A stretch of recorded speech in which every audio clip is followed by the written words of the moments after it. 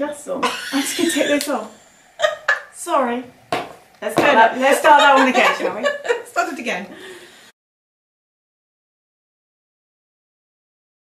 Hello and welcome. I'm Emma. And I'm Tracy. And we are Curly Seams. So, okay. Episode 2. Episode number 2. Yes, thank you for joining us. If it's the first time you're coming to us, thank you. It's really nice to have you. Yeah. You come back again. Well done. You're brave. So we actually. It feels really nervous. I feel really nervous again now. I feel more nervous this time than I did the first time round. That's really silly, isn't it? Yeah, it is really. Probably because we know what to expect. I don't know. Or not to expect. I don't know. I don't know. So. But anyway, we really appreciate the fact that so many of you have taken the time to sit and watch us the last time and listen to all our mumblings. And yes, we do apologise for that, and we are going to get better. Today we're using a proper camera, as opposed to what did we use last time? Photo booth on the computer. On the computer, yeah. Which worked okay. Which worked okay. Well, ish. But today we've got a nice, lovely camera, and we've got a microphone, so we're all very grown up today. Whether we'll actually be able to sync the two together at the end, well, that could be interesting. Is another matter. Yes. The last episode came out in 2 parts because somebody might have split the original video in half, and then somebody might have sort of mislaid the second half. I don't do the editing, so you can guess who the somebody might be. But we managed to find it. Well, I think you did really well, because you haven't done anything like this before. No. So learning how to use iMovie and GarageBand, and yeah, it's been a huge. Oh, I think you did really well. Hugely. And you set up the website as well, which I thought was phenomenal too. So thank you. So I've been doing Instagram. So if you are on Instagram, you can follow us at Curly Seams. And I managed to do a link tree this week. She did. I was really impressed. I surprised myself. So if you don't know what link tree is, on Instagram, the bio section of Instagram is very tiny. You can only basically have one link, but link tree is a way to enable you to have more links. So yeah, I discovered that, and I was really proud of myself for doing that. So, little things. So click on the bio, and then you can click directly to actually go see the video via Instagram, if that's where you're finding us. Alternatively, if you go to the website, there's a section in the website for you to go to the episodes as well. There is, but I do have to admit that I do have to do some work on that, because I think it takes you to YouTube, but I don't think it takes you directly to the Curly Seams video. So if you do click on it and it just takes you to YouTube, if you just put Curly Seams into the search box at the top. Oh, well, we can sort that. Hopefully we'll get that sorted before then. So that's so we've got a little way to go, and hopefully we're going to get better each time. So thank you very much for sticking with us, and yeah, we'll get better. Hopefully. Yeah. So we're recording today in my studio. So we're in Hampshire today, as opposed to Wiltshire, where we were last time. Yes. We've got a lovely backdrop. Yeah. So this is my glorified shed, basically, where I come and hide myself away and do all the quilting. So one day we'll maybe do a 360, so that you can see what it looks like. Around, yeah. So, but we do have a neighbour who is trimming his hedges. So if you hear some background strimmy type noises, strimmy or strimmy. Is that a word? Strimmy? That's all right. It is now. Yeah. So apologies for that, but you may have gone for his lunch, in which case we won't hear it. Yeah. Hopefully, fingers crossed. Anyway, because it's a very big hedge. It is a big hedge. Very big hedge, but there we go. So we thought this morning we'd perhaps just start with a little chat about how we got going in patchwork and quilting, and we'll give you a chance to see what we started out with. We perhaps should have done a first and latest. We could maybe, I don't know. Actually, I could do that. Maybe do that. I've got both here. Actually. Yeah, I think I have as well. So so we could do it that way. So, did you grow up sewing? Was your mum a sewer? Yeah, my mum was. Yeah, she was an avid sewer. So, well, she used to crafting full stop. She used to knit and sew. I mean, I actually remember she'd get the bit between her teeth with a project, and then that project would grow and she'd make like 20 of the things. Right. But I can remember her going to my brother's school and having a big bag of stuffed toys and things like that she'd taken sell in the playground, and she had lined trousers at one point, little lined shorts for boys that she took, but she'd always sewn. But I remember Auntie Sheila, we have an Auntie Sheila between us, so because we are cousins, so I'll just remind you of that. We are related. We are related. Our Auntie Sheila was very keen sewer, and she used to make all of her make the clothes for the boys. Right. And I remember stopping with her once, and she had a sewing machine out, and it was a hand crank. Yeah. And she was sewing like a nylon fabric, which I do remember she was moaning about the stitches were skipping. Ooh. But she just persevered and did it. But she bought me some fabric to actually get going at one point. So between her and my mum, whilst I don't remember having sewing lessons other than sort of watching what people did. I think I learnt through osmosis. I think, right? Just because because it was around me all the time. So yeah. So I'll cut that bit out, but you've got a bit of fluff right on your left. Oh no! Oh, look at that! Distracted. I'll cut all that bit out. Right, so we'll just join it back in together again. But it's really distracting. Oh, let's okay. I did it deliberately. So we'll edit that bit out. Yeah, okay, all right, and we'll just come straight back in with so we're at Auntie Sheila. Auntie Sheila.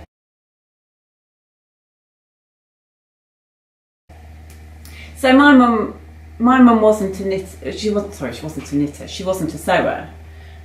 She would knit. I'm going to interrupt there. Sewer or sewist?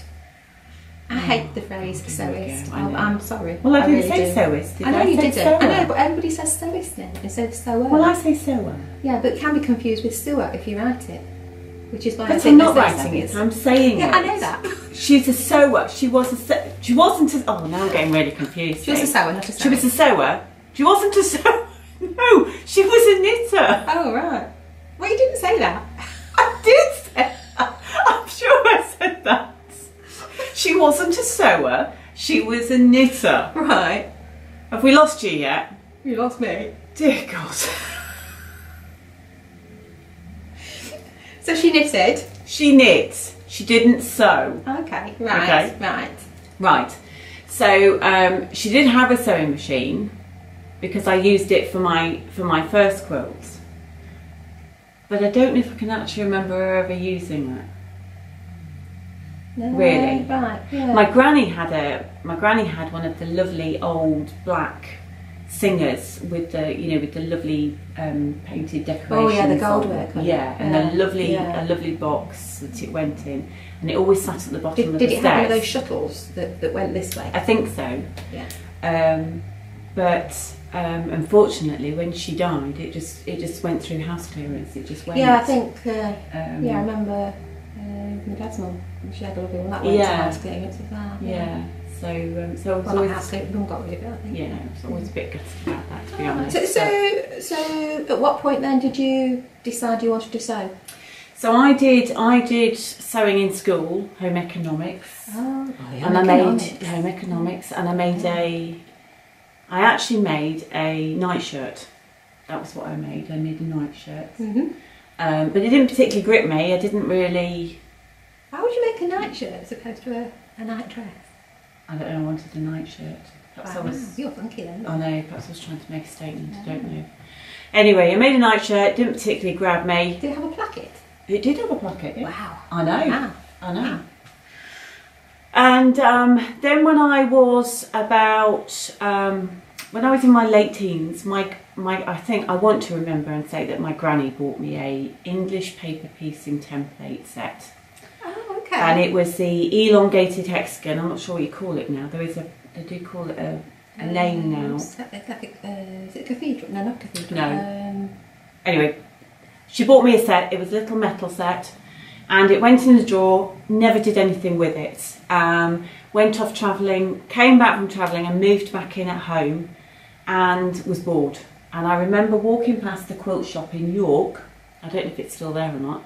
Lovely little quilt shop, and they had all these beautiful bundles of fabric, what I now know as flat quarters, in the window. And I thought, oh, they're pretty, I like those. So I went in and I bought them, and the lady in the shop talked me through the process of cutting out your fabric, cutting out some paper, putting it inside, folding your fabric over the top, tacking it down, and then whip stitching them all together along the edges to join them. And I made some panels about this big using this shape, and decided I was going to make a quilt for my sister for Christmas. Ooh. Who would, at that point, hello Sarah, had just moved into her first home, was expecting her first baby. So I made this quilt top, and I can remember sitting, we've actually got photographs of it, if I can find it then I'll put a link in. But my now husband, was then my fiance, we sat at the dining room table, and because it was so heavy, I sat at the front of the chair and he sat behind me, and as I fed it through the machine, he turned the handle for me so that we could feed it through. And I made this quilt and I gave it to my sister for Christmas, but what the ladies in the shop neglected to tell me was that I had to quilt it. So after so what were you sewing then? I bagged it. Oh, I see, right, I'm with you. So I bagged it, I put it, hand-pieced all the pieces, then you backed it, yeah. And then I put it right sides together with my backing and wadding, and I sewed all the way around the outside and then turned it through. Right. But they didn't tell me that I had to quilt it. And so after a few washes, all the wadding on the inside of the quilt then fell to the bottom of the quilt. So you just left the wadding loose inside as well? Yeah. Right, so you didn't catch it in the when you bagged it? No. So I had no idea what I was doing. So I went back to the shop and they said, oh no, you're supposed to quilt it, love. So what year would that be? So that was, so let's see, I got married in 92. So it must have been about 91. 91, yeah. Because I think it was, well, my eldest son was born in 1987. And so I made his quilt after he was born, so it was about 1988. I think. Right. Okay. But I had Laura Ashley at that time. They'd got patchwork quilts in their shops, and so it was becoming all the rage, wasn't it? At that point. So I did like Laura Ashley fabric. Yeah. So my first quilt was made from Laura Ashley. Yeah, it's made from Laura Ashley. But again, I had no idea. I didn't actually know what a quilt was. Right. I'd never heard the term. And I think I knew what English paper piecing type was. I think I knew what that was because I'd had a friend. I used to row years ago, and there was a girl I was friendly with in the rowing club, and she was doing something for charity, and we got together to sew some pieces. Yeah. So she was showing me what to do. Now that must have been 7 years earlier than that, but that was as much as I'd done. We made some cushions. Right. But I didn't know it was patchwork. I didn't really know it was patchwork, but I just what she told me to do, kind of thing. Yeah. But when Laura Ashley started bringing out these quilts, I thought, oh yeah, I think I could make one of those. So, but I did what Laura Ashley was selling in the shops. Right. So I have got it. Come on, let's have a look. Come on. So it was interesting to say that you bagged your quilt. Yes. Because that's exactly what I did. There you go. There's no binding on it. I bagged it. So didn't know anything about binding in those days. No. So literally the top was made, and the top is pretty awful, to be honest, because I got so bored with making these patches. That's very Laura Ashley. It is. Yeah, it is very Laura Ashley. Yeah, it's really Laura Ashley. So there is no binding, there is no quilting as such, but I did actually quilt the backing fabric and the batting, or polyester. It was like a polyester wadding. Yeah. I did quilt that because that's what Laura Ashley did, but the top is floating. Oh, the top is loose. The top is loose. Oh, isn't that interesting? Yeah, but that's what they did. So I literally just did what they did. You see, I thought. So, but obviously they didn't know what a quilt was. No. Or maybe, I don't know, maybe it was arranged that was a cheaper range or something. I don't know. But anyway, so of course, so the top is really, really loose.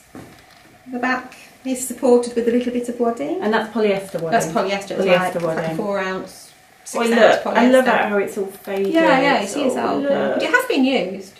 Oh, yeah. And I've actually just pulled this off my youngest son's bed, and he'd gone to the cupboard and actually pulled this one out to use. Had he? Yeah, I thought it was quite. Oh. I was quite surprised, to be honest. But obviously, you like the colours. Absolutely, yeah. You know. But yeah, so as you can see what I did. I made 9. I think I made 9 blocks. And we will get a photo like we did last time, you know, that I'll I made 12. I made 12 blocks, and clearly I got fed up because I thought, right, I'll just make this as big as I can by putting this huge, great big border. But I didn't know this was called sashing at that point. Yeah. I had no idea what that was. So, but that was 1988. But I do remember after I made this, I thought, I think I quite like it. I'm not sure, but I'd like to find a group. Yeah. So I thought, I wonder if there's anybody else that does this. So I went to a little shop. There was a craft shop in Havant, and I got the name of a lady. They gave me the name of a lady to actually call and to see whether she could help me out. But I didn't follow up on that. I never followed up to get lessons or anything. I just did my own thing. Yeah. But it was interesting because 10 years later I did call her, because I phoned her because at that time I'd been to America, I'd discovered long arm quilting, I had become a quilter, and decided that I quite liked the idea of doing long arm quilting as a little business when I came back to England. Right. So I called her to see whether she thought it would be a good idea or not for me to bring this machine back. And she said, oh no, nobody would like it. Oh no. So at that point I thought, okay, do I believe her? Do I take her advice? Anyway, I ignored her basically, which I'm really pleased I did, so I brought it back. And actually she became one of my best customers. Wow. She's actually passed away now. So she passed away last year, which is a great shame. But she was one of my best customers, Oh. yeah. So yeah, but interesting that, isn't it really? Yeah. So, but it did take me 10 years to get in touch with her. But yeah, so that was my first. So I don't think I did anything then until Rowan was about 3, my daughter. So there's 5 years between the two of them. So probably 8 years later. I don't think it took me that long. Yeah. So, yeah. Well, I did my first one for my sister, which she's still got, and I think still pulls out. And I got married, and I decided that I would make one for my mum and dad as well. So my first one, I think, took me, because it was all handwork, it took about 6 months, 6 to 8 months to do, because I was at home. I was at home a lot. I was quite bored, so I'd just sit and do some in the evening. This is actually my second one that I made. It's exactly the same shape. So that's the sort of shape. It's a different pattern to what I made for the first one, but I made the first one in this sort of shape. This one actually, because I got married, we moved, I got pregnant, and I finished this one when I was heavily pregnant with my first son, and this one took about 2 years in total to finish. I've not seen them. I've seen the elongated template before, but I've not seen it as big as this. Yeah. So. I think I've probably still got the template somewhere. And again, these were fabrics that were bought, I think, in York. You know, it's quite chintzy. For some reason, I thought it was known as a cathedral window, the elongated one. I don't know why I think that. I don't know. I'll look it up and see if I can find a name for it. Yeah, it's lovely. But I obviously learned from this one because I've got some quilting. Yeah. Hand quilting, not a huge amount, and it's also got a binding. Yes. So I was obviously learning from this. But after doing this, I did say I'm never ever doing another hand quilt again. It's a lot of work in a hand one. Lots of work in a hand one. This went to my mum and dad, and she did use it an awful lot actually. It was well used. But yeah, the stitching on it, you know, I really didn't have any idea what I was doing, because you know I've got a really light coloured thread there, and they're huge, the stitches, but that's all right. You know, that's all part of you, isn't it? That's what you did. Yeah. And you know, I did what we all did at that point, and we stuck a plain calico backing on it, because that's, you know, cheap, cheerful, but there is very little. I mean, you can see that the hand quilting is fairly minimal on here. So you've gone for the centre of each rosette? I've gone for the centre of each one. Yeah. So I did, you know, I did a bit, but not a huge amount. But it's enough to stop the wadding But it dropping has, out. yeah. It's held together over the years. So is this a poly or is this a cotton wadding? I would think like it's a poly. I would have thought it would be a poly, because I wouldn't have thought I would have used anything else at that stage. Really. It's a very, very thin Very one. thin, If it was, yeah. or maybe it's just been, if it's been worn, then. But it's got a lovely sort of antique-y vintage feel to it. Yeah, hasn't it? it's a bit chintzy, but Yeah. you know, it's been well loved. Did you make the setting design on it? Yes. Yeah. Yeah. Sure set. Yeah. Oh, look forward to seeing that actually. So yeah, we'll get some photos of that one. Yeah. So that I did a hand one, and then I went away and I did a 1-day workshop at Tavistock. Oh right. Now I don't know if it's because it's Quilt Direct in Tavistock now, isn't it? I think they're Tavistock. I might double check that. But there was a little quilt shop, and I did a 1-day workshop where we did rotary cutting, and then after that I was away. That was it. I was completely hooked then. And I don't think I've ever done a hand one since. I think I have stuck to it. I think they've all been machine since. Yeah.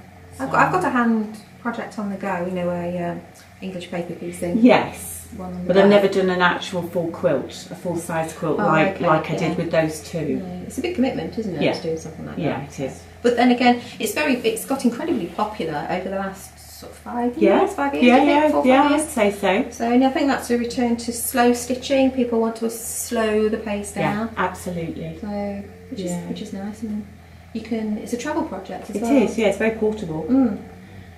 So after that, I then sort of moved on to, and then it was sort of like, you know, it's quilts for children. Yes. So this is the only one I got at home, which was, you know, using a. It's actually upside down, but there we go. This is using a printed panel, you know, that you cut up, and then you put strips around it to bulk it out, and as you can see, it's been well used. I think it was a jelly roll that went with it. And you did free machine quilting. Oh my goodness! Did I? Or I think I might have sent it away. Actually. Oh, did you? I think, looking at it, I don't think I did that. I think I sent it away and got it, because I think by this stage we were living in Canada. And I recognise this is called cotton candy. There you go. No, you did send it away. Yeah, I think I sent it away to a long armour. Yeah. So we were then living in Canada, and I discovered long arm quilters, and so you were definitely ahead of me in all of this. So. Well, I might time-wise I might have been ahead of you, but I think you leapt further forward. Yeah. I guess that's where I take after my mum, because once I got the bit between my teeth, I just run with something. You went with it. So because I didn't touch anything until Rowan after the first quilt. It must have been about 7 or 8 years before I did Rowan's quilt. Yeah. And again, the patchwork on that was more Laura Ashley fabric. Yeah. Pinks for a little girl. Pinks and yellows with ballerinas on it. So I do still have it because I refused to get rid of it. So, but she very quickly grew out of her pink phase and went into a very grungy phase. Oh. Yeah. So it went from back to deep purple. It was like, oh. Anyway, I kept quilt, but I don't remember if yes, I did use a rotary cutter, but again, I didn't really know what I was doing. I just did it because I didn't have any classes. Yes. And I did attempt to quilt it 3 times on my own machine. Right. 3 times I unpicked it, and by that time we moved to the States, and then I discovered long arm quilters, and I threw it over to a long arm quilter to do. So So that was 1997 by that point. Okay. So I think maybe I was slightly ahead of you, but then you took it a whole stage further, obviously. Well, that was literally because when we moved to the States, I didn't have a visa to allow me to work. No, I couldn't work. Yeah. So it was a case of, and plus the fact we had an 18-month-old still at school, at home rather. We had 2 at school and 1 at home. So, but I did discover Simply Quilts. Yeah. Alex Anderson. Yeah. I used to get it. Used to wear twice a day on public broadcasting, PBS. Yeah. what does the S stand for? Public Broadcasting. Public Broadcasting Service. Yeah, Public Broadcasting Service. So I used to get up at 7 o'clock, or be up for 7 o'clock to watch the programme, get the kids off to school. I'd then take the little one, dash to the shops to collect whatever they were making on the morning show. The requirements for it. Then at 1 o'clock I'd re-watch it, and then in the afternoon I'd attempt to make it myself. Make it? Oh my word! Well, you know, just one block or whatever. Yeah, not the whole thing. So, but I did that for quite a long time. Wow. So, yeah. So that was quite interesting. So, but I learnt a lot from that show.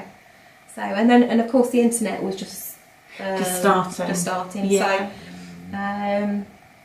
So there wasn't a great deal, but more and more was coming online. So I was able to sort of look up. And of course, being in America, you've got access to so much more. The tools, the materials. At that stage as well. Yeah. And that's at that point I stopped calling it material and started calling it fabric. Fabric. Yes, because until that point it was material. Yeah. Yeah. Yeah. So it was all very interesting. And then I did find a proper quilt shop to help me with some lessons at that point. Yeah. So if you are interested in starting out and you haven't yet, be warned, it's highly addictive. It is no longer a cheap craft, unfortunately. And also find yourself a local quilt shop, because there's a wealth of knowledge. Absolutely, there's a wealth of knowledge, isn't there, to help you out. Yeah. But no, it isn't a cheap hobby. However, it all depends I think it depends how you're looking at it. Yes, you've got to buy the materials and all the rest, but it's so much more than just the finished object that you're making. It's a process. You develop friendships. Yeah. You're using your brain. You're using your hands. Yes. You're spending time with people, which is important. Yes. And I do a fair few beginners classes, and I think for a lot of people there's this realisation that there's a whole group of people out there that are like you. Yes. That like the same things that you like, and are willing to talk and spend money and make things with you together. It is. I think the social aspect of quilting together in a group probably outweighs the product that you're producing. Yeah. So to me it does anyway. So I go to 3 groups. And at this point I'm one of the younger ones still, and I'm not that young. But I think the average age of the groups I go to must be mid-70s. Right, okay. And those ladies are inspiring, they're awesome, they're incredible, they tell you stories. Yeah. Actually, they'll make your hair curl. Absolutely, some of them. Yeah, that little image of a little old lady forget no that. way. But they are very inspirational, really inspirational. I come away from the classes, we've got one lady she's about to be registered blind. Right. But she still keeps on coming, she still keeps on quilting, and she's not going to give up until she absolutely has to. That's amazing, isn't it, really? There was one lady that made her first quilt at 79. Wow. 79? 79, yeah. That's so I just think that's incredible. And then there was another lady there this week. I was at the group, and I had a very quiet little smile to myself, because she was there wearing kind of like basketball shoes and little turn-up trousers, little turn-up jeans. Yeah. And she's 83. Oh, fantastic! So so it's brilliant. So I just love the ladies. I think they're great. They really are good. Yeah. So the social side of it for me outweighs anything else. Yeah. So. Yeah. They drive you mad sometimes, mind you. Oh, absolutely. Absolutely. Especially when they repeat something 3 times. But you've told me that. Yeah. Or can you repeat 3 times how to do something? Yes. Yeah. Good bless them. But there we go. It's good. We have a good laugh, actually. And I tell you what, the brilliant bakers. Yeah. Because that's the thing. You can't do patchwork without having cake. No, you got that's the law. Sorry, you've got to have cake. And sometimes it's not good for my waistline, because on a Saturday in 1 month I'll do 2 Saturday clubs. Oh. So I have cake in the morning and then I have cake in the afternoon. And it's rude not to. Can't say no. You can't say.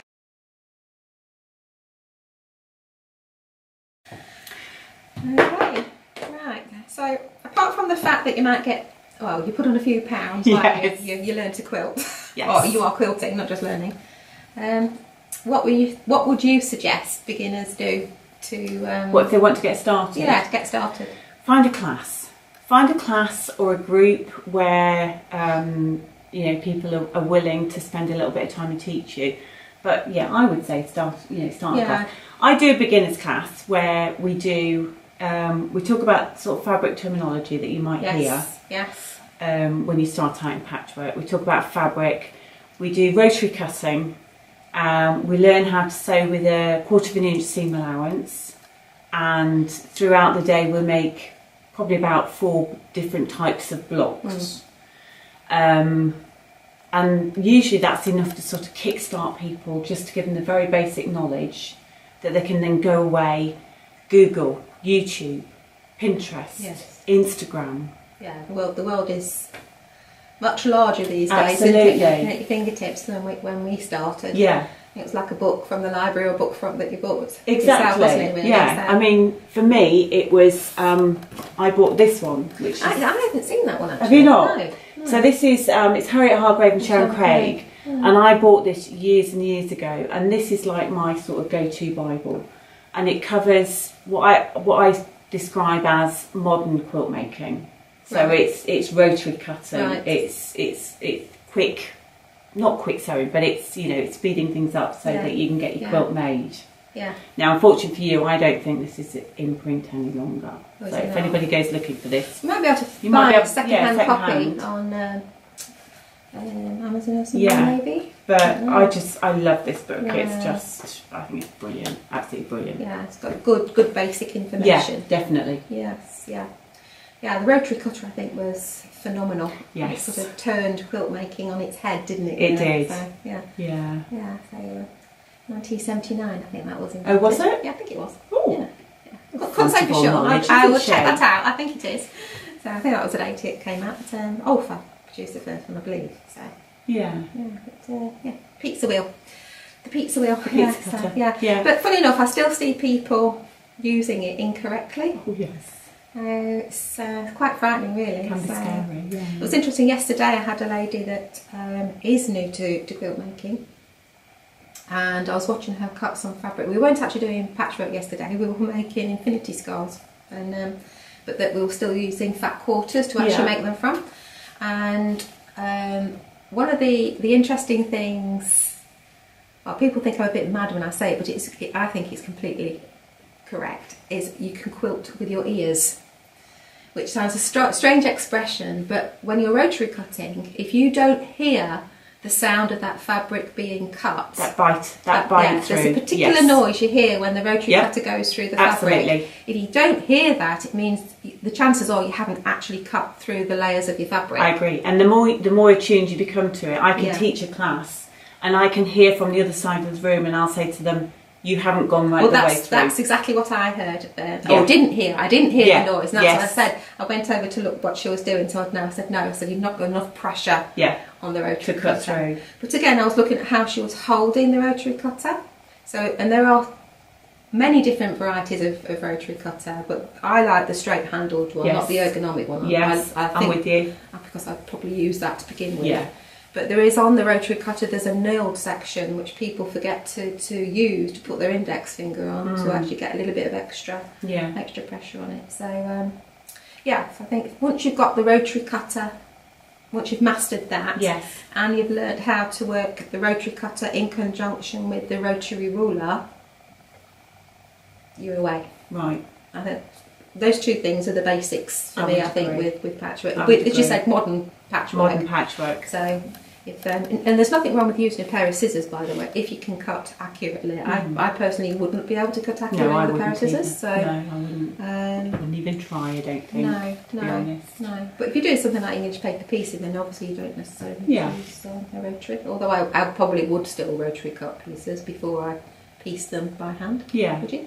Yeah, and the other thing I would say as well is that, and I say it to anybody who comes on my class, I teach a very specific way of cutting, because I use a 2-ruler method of cutting my fabric, and that's the way I teach. But I always say to people, go away, read a book, read the magazines, go on YouTube, see how other people do it and try it, because what works for me won't necessarily work for you. You need to find a system that works for you, basically. Well, there's so many different ways of doing things. Yes, exactly. And if you're left-handed versus right-handed. Yeah.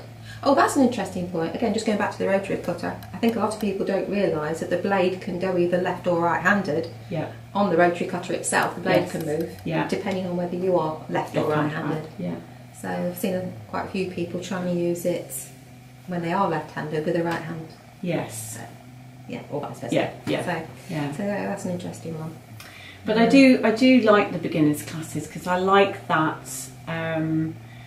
We start by making a very simple 4-patch block. Yeah.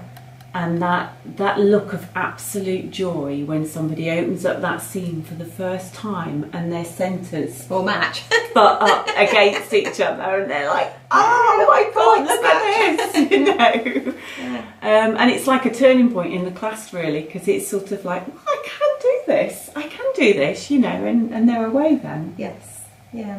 So if you want to have a go, get out there, find somewhere where you can do it, and just enjoy it, because it's amazing. Are you pernickety about having points matching? Or No. You always, were you at one point? Yes. Yeah. Yes. I always say to people, if you look at it and you think, do you know what, I can live with that, that's fine. Then that's absolutely fine. If you look at it and you know that every time you look at it, it's going to bug you, then at that point you have to unpick it and you have to sort it out again. But no, I'm not a big one for making people unpick stuff. No, I don't do that either. I think to me it's all about the enjoyment of the process and being with people. If the end results are fantastic as well, that's all the better. But if they're not, honestly, to me it doesn't really matter. It's sort of and the more you do, the better you get anyway. Yeah, absolutely. Practice. So it's all about practice. So yeah, I used to be incredibly pernickety about having my points, but I have definitely relaxed. Eased up a bit. Yeah, I have. Yeah, sometimes it will. Something will bug me. Yeah, and you have to sort it then. Yeah, I was actually doing something last night where I did actually unpick it 3 times to get it right. So I got right to the end. But it's all down to personal standards. If you're happy or not. Yeah. So, yeah, definitely. Yeah. Yes. Okay. Yeah. So I think that's probably us for this episode, is it? I think it is. I would like to show you something. I've got a little job that's come in this week. Oh, come on then! And it's one that I'm really looking forward to doing. Right. And because it's a beginners class, video, I think this fits quite nicely. Yes, it looks very pretty. I've got a lady who this was her mother's patchwork. Oh wow!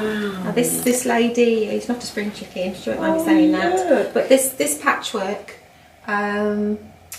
it includes the lady's dresses from when she was a little girl. Oh nice! So it goes back a long time. And she pulled this out of her. Her mother passed away, I think she said 15 years ago. So it's been sat around for a long time. But she now wants to get the job completed. She wants to get the quilt done. It was all paper pieced. This is hexagons over papers, and I did actually find one of the little paper bits left the over. Stitching on it, the little stick. Tiny tiny stitches. We'll very, take a very close tiny. up. And some beautiful fabrics in it. But what I'm actually going to do is put some borders. I'm going to actually put some borders behind it. So there was some pink fabric left with the quilt. So I'm going to border. I'm just going to hand applique those borders on before I long go quilt it for her, and then get it all finished up. So I think it's quite emotional for the lady, to be honest. I'm sure. She's feeling quite, what's the word? I don't know what the word is. Be nice to me. So it's tearing on her heartstrings and everything. So I'm going to finish it for her, get it all done, and then she can enjoy it, and it can be passed down to the rest of the family as well. It's beautiful, isn't it? It is pretty, isn't it? Yeah, it is. Yeah. We get a lot of people coming in the shop with this similar type of patchwork, that was started perhaps 30, 40 years ago and then not finished. Yeah, but there's fussy cutting. Look at this, all the fussy cutting in the hexagons. Beautiful, absolutely beautiful. Yeah. So I'm going to look forward to doing that. So it probably will be a one I have to pick up and put down in between other jobs. Yes. But I should definitely enjoy doing it. So. Oh, well, we'll keep an eye on that and progress on it as well. Yeah, I've done another one like this for a gentleman his wife passed away, and I finished it off for him. Yeah. So he did make me smile though, because once it was finished, he put it on the bed, and then covered it with a sheet so that it wouldn't get. Oh no! It wouldn't get damaged or. Damaged. But obviously, it meant a lot to him. Absolutely, So, yeah. You want to protect it. So it's nice. I love jobs where you're helping somebody get a final result that they can enjoy. Yeah. So Yeah. Oh, that's lovely. Cool. Okay, so thanks for joining us. Thanks for spending your time with us. If you're still with us, who knows? But that's episode number 2 out of the way. That's episode 2, yeah. So say goodbye to the audience. I think it's time to go actually, because my tummy's about You're to start rumbling, so I think I better go and get something to eat. Okay, so bye for now. Till next time. Bye.